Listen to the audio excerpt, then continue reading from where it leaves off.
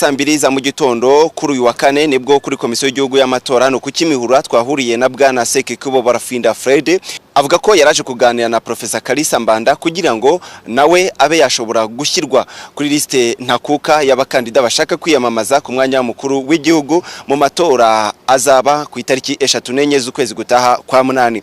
Nyakubahwa Barafinda twahuriye hanga rero ntangira mubaza Barafinda uzanywe niki ko urutonde ntakuka rwamaze gutangazwa. Narinze kubona na Professor Kalisa Mbanda kubw'impamvu zuko yari yamaze kunkosorera dosiye bari bampaye itari yanjye, bityo rero nkaba nari ntegereza igisubizo cyuko nanjye banshyira ku rutonde rw'abandi bana b'igihugu kugira ngo nanjye nzitabira amatora y'uyu mwaka wa 2017 hanyuma turi. Barafinda Sekikubo Fred agaragara nk'udateye impungenge nuko igihe kiri kumufata kuko we ngo nubwo abandi batangira mbere nta kabuza yemerewe kwiyamamaza yabashyikira ndetse akabatsinda ibitego byinshi nk'uko byumvikana mu magambo ye.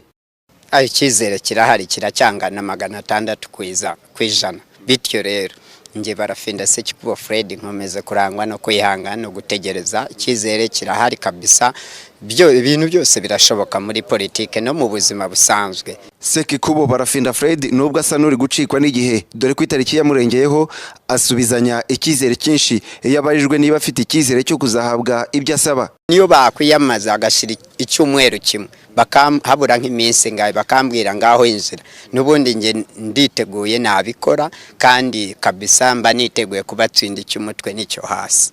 Barafinda Fred kuri ubu bigoye kumubona mwiherereye dore ko aho ari hahita huzura abantu benshi. Avuga ko ukuguhatiriza muri urugendo atari ugukora ubusa cyangwa kwiruka inyuma y'umuyaga. Oya, ntabwo ari kwiruka inyuma y'umuyaga. Umuyaga nawe dushiraho preventive measures, ingamba zawuhagarika nko gutera ibiti, tukita ku bidukikije, tukubaka amagorofa yose akaba amaferi y'imiyaga.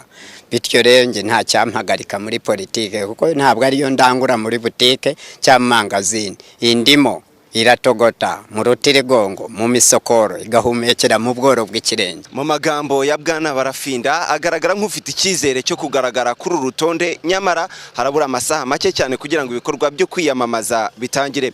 Bwana Barafinda avuga ko niyo atagaragara kuri urutonde ndetse ntanashobore kwiyamamaza nk'abandi atazigera hagarika ibikorwa bye bya politike kuko ngo azabikomereza no hanze y'u Rwanda agashyiraho ngo Leta Zunze Ubumwe za Afrika. Ngendi Fisto Sabineza, Royal TV, i Kigali.